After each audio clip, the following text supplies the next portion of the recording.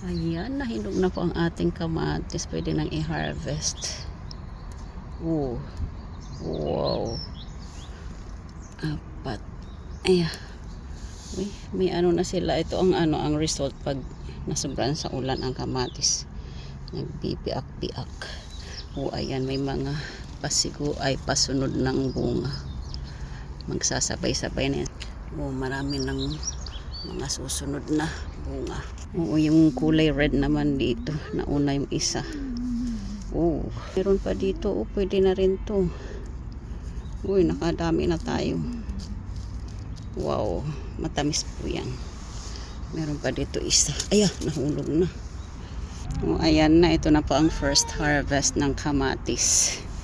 Yung mga talong din nag-start ng mamunga.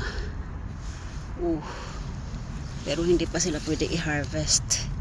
Madami silang bunga.